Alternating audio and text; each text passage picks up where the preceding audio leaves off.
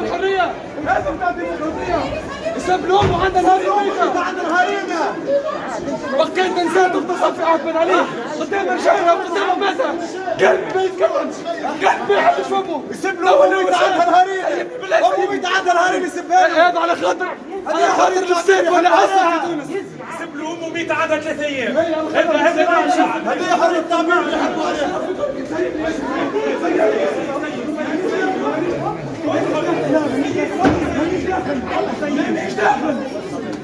محاكمة بشنو هذايا؟ سب لي امي خامس هذاك ما عرفتش حتى اسمه. سب لي امي ميت عندها نهارين. انور بالشاهد ولا شو اسمه؟ قاذورات قواده نتاع الشعاب. المراه التونسيه تغتصب في زوج بن علي لنهار خامس منهم قال كلمه. الحيوان اللي سب لي امه انور بالشيخ ولا شو اسمه؟ شكون هذا؟ وينه هذا؟ بالشيخ ولا شو اسمه؟ شكون اللي يسب في ام ميته مازالت مات عندها نهارين؟ حريه التعبير يسب ام واحد. شكون ورينا رجوليته؟ المراه التونسيه يسب في امراه ميته مازالت عندها نهارين. وين ورينا رجوليته هذا؟ وين انسان تغتصب في عهد بن علي قدام راجلها. وين يورينا رجوليته تو؟ قلب فيه ما تكلمش. وينه اللي يسب في امراه ميته؟ لا مو يسب في امه راجل ميت عندها نهارين. دافعوا عن المراه هذه مرأة وسب دافعوا عن المرأة. وين يورينا رجوليته تو؟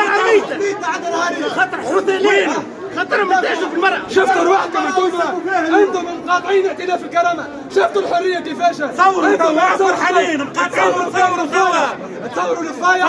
ماشي في بالكم تشوهوا فينا تو. انتم تكرهونا والشعب يحبنا، انتم تشوهونا وهما يزيدوا يحبونا. صورونا تو. مرحبا بكم ومن بعد قاطعونا في بلاد هذه حريه المراه اللي شكون يسبنا؟ شكون يسوينا؟ مرحبا بكم. مرأة ميت عندها نهارين يسب فيها. هذه المرأة معناها. شكون هذا؟ وينه هذا؟ انور بالشاهد هذا باندي اللي يسب في ام ميته ام الرجال. الدستور يعطينا حصانه مطلقه في ابداء ارائنا. حصانه مطلقه للنائب. انا اللي انتخبوني ما انتخبوش هو. انا انتخبوني عندهم موقف معين بلغ ليه في كنف الاحترام. سب لي امي ارسل منكم الكل. ارسل راجل سب ما حد شيء ما شيء حقهم.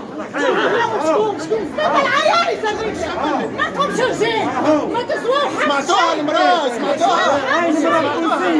سمعتوها؟ شفتوا الشعب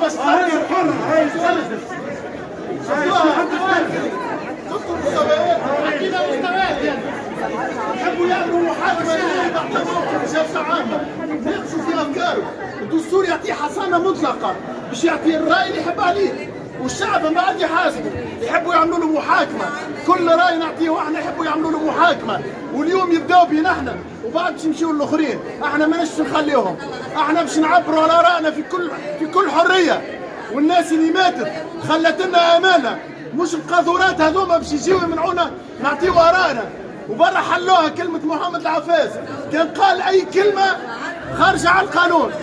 باهي مش القاذورات المرتزقه هذوما مرتزقه وبعد يدور يسب لي امي. حرية التعبير المعركة بتاعنا ماهيش معركة دفاع عن العفاف. ماهيش معركة دفاع عن ائتلاف الكرامة. لحظة، ماهيش معركة دفاع عن العفاف، ماهيش معركة دفاع على كتلة ائتلاف الكرامة. هذه معركة دفاع على مبدأ جوهري، حق استحقاق ديمقراطي، المنجز الوحيد اللي جابته الثورة اللي تحقق لليوم بعد 10 سنوات من الثورة اللي هو حرية التعبير. وإذا ضربت حرية التعبير اليوم في المجلس مع نائب محصن بالقانون منتخب من الشعب رقيبه وحسيبه الوحيد هو يا اما الناخب نتاعو يا اما القانون يا اما ربي الفوق يا اما ضمير لوطا. اذا ضربت حريه التعبير اليوم تحت قبه المجلس هذا راهي سوف تضرب في كل بيت وفي كل ركن وفي كل شارع، وراهو باش يرجعوا يسوقوكم كلاب، وراهو باش يرجعوا يعملوها البلاد كامله خيشه تحت ساقيهم. هذه معركتهم، هذه معركتهم، ماهيش عركة.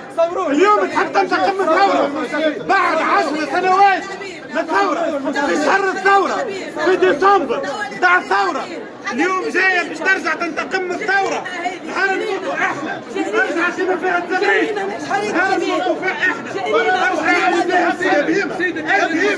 يا بهيمة النائب عنده حصانة يعبر فيها فيها حتى في القانون. اليوم هذا في كل شيء طاحت عليه ارواح بما قد ناس خلت دمها في الكياسات حتى بشر ما مش عاملين ياخذوا هكا جيهم عارفهم كمل الحديد وجيهم وزيدهم الشيخ عطاهم توا فرصه باش يوليو هما ضحايا لحريه التعبير. البارح سيد الفرجيني يقول لك بهيمه وهو يقول لك بهيمه بالطبيعه بهيمه. توا انا حطيت لكم مشروع لائحه وخلي نشوف شكون ما يفوتوا عليها.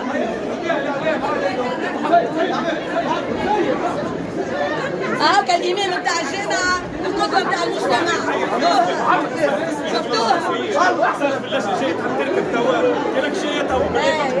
انا جايه عندي 48 ساعه نتبع فيكم ما نحضرش معاكم. لا ما نحضرش معاكم ما نحضرش معاكم. انا صاحبه القضيه ممثل المجلس العمل مش على الجرايم مش على الجرايم مش على الجرايم مش على الجرايم. الفصل 68 قال اراء ومواقف ما قالش جرايم ما قالش ان تنعت نساء تونس بالعاهرات اللي كان مش اراء الجريمه مش اكبر مجرمه وقبل وتو وقبل الثوره وتوا جرائمك هذه ما تقول سجل يا تاريخ هو قاعد يسجل وباش يجي نهار شفتوا سيدي الشيخ كيفاش حب البرلمان عمل لهم لجنه في تركينا عملوا عركه وجاوا مش يوليو ضحايا حريه التعبير. المجرمه يلي احتليت قاعه البرلمان يلي عطيت الجلسه 4 مرات يلي شلكت النواب وخطتكم ما يتعداش يلي وخطتكم ما يتعداش البرلمان هذايا خطتكم ما يتعداش يلي زغريك وخطتكم ما يتعداش. هذا هو العفاف سيد المخلوق في سجون بن علي انت تحسبوا يا قواده يا مجرمه. وقت اللي المراه التونسيه تهان وتغتصب في حبوسات بن علي انت تزغرت له. وقت اللي المراه التونسيه تتعذب قدام رجلها يا مسخه يا مسخه تاريخك اسود يا مسخه يا مرتزقه يا مرتزقه يا مرتزقه يا مسخه يا شباب هذه تكون حرام حرام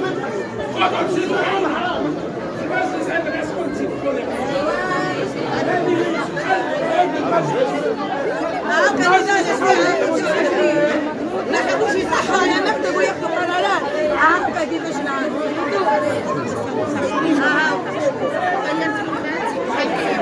هاكا شفتوا سيدنا الشيخ التدافع الاجتماعي هاكا التدافع ما حبوش ياخذوا موقف ما حبيتوش ياخذوا موقف وتوقفوهم عند حد وقفونا. اي هاكا انا ساعة هكاكا البارح قلت لي بالها تيت ولا هاكا شوفها تيت شو راسات قلنا لكم خذوا موقف قلنا لكم خذوا موقف ضدهم يتيموا الشعبويه قلنا لكم خذوا الموقف يا البرلمان ياخذوا موقف ما حبيتوش.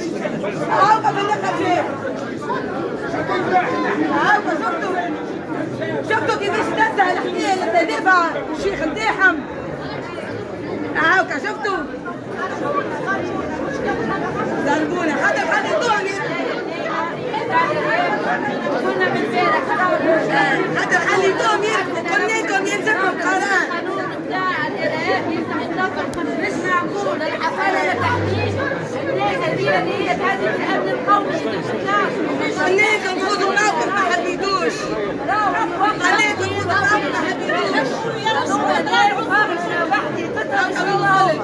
شفتوا احتووا بالبرلمان هاكا وين وصلها. اللي قالوا السيد اللي مضروب ما مثلوا حد أميرة شرف الدين جات تجبنني معصور عاصو قد حد الفيديوهات احنا نعودوا نحصل الشباب يدينونا عمل فرقة بقى أميرة شرف الدين جرحتوا بالفرق هذا الأفلام اللي تعملوا فيها المغاربة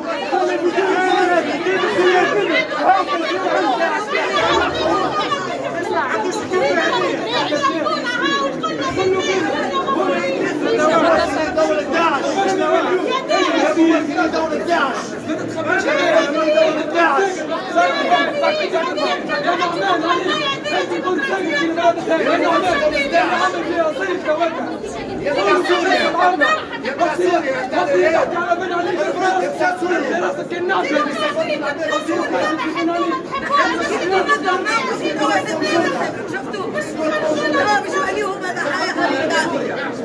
أما مش ياخذوا موقف من البرلمان يوقفوا مع بعضهم ما حبوش. هم كذا دولة داعش.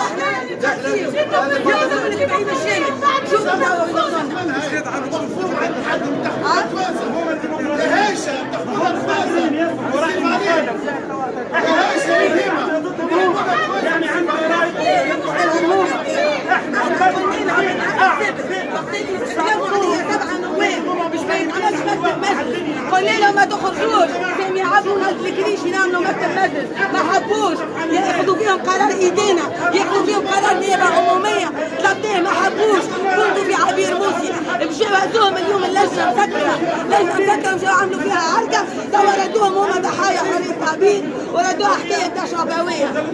ما يحبوش يدافعوا عن كنتوا فيها او كانوا يستنوا. الغنوشي ما يرتاح كان ما يزيل الدم من عمام والناس عملت هزينه وقالت لا على كلام صحيح ولا على الحق بس ما تفرقاش في ما ياخذوش المواقف ما ياخذوش التعبيد الكل واللي حاطين في راسكم ماناش احنا اللي عطلنا، احنا عبرنا على راينا، جاوا هما عملوا الهجمه هذه لخلق حريتنا، لتكميم افواهنا، لادانتنا، حقنا الاصيل اللي هو حق التعبير كنواب.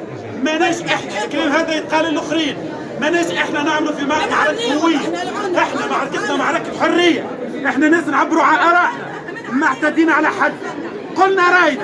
اللي صار في ال10 سنوات اللي فاتت، ثم ناس كفرت بربي تحت قبه البرلمان ومساجله، ثم ناس اتخذت كل المواقف المتطرفه يمين ويسار، وعمرها ما صار الشيء اللي صار هذا، لأن ثم هجمة من زغرات صناعها ومن أتباعها وكلابها، ثم هجمة في عيد الثورة على الثوار والثورة وعلى منجز الثورة، ويحبوا يبداوا بنا احنا مستحيل نكون الباب بتاع الارتداد على حرية التعبير، مستحيل تدخلوا منا احنا باش تضربوا المنجز الوحيد بتاع الثورة هذه بتاع حق التعبير.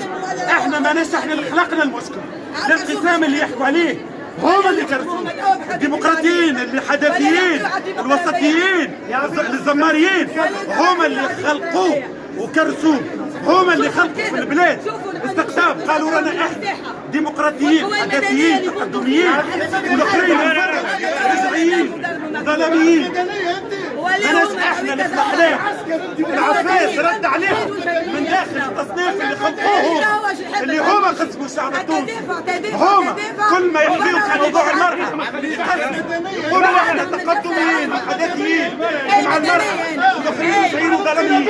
الرد بتاعنا احنا هم كان من داخل ذلك الشيطان الناس هذوما كل شيء بالنسبة لنا حق التعبير ماتت فيه ناس، خلت دمها حكايات ما تجيش جريد بن زايد باش تنقلب عليه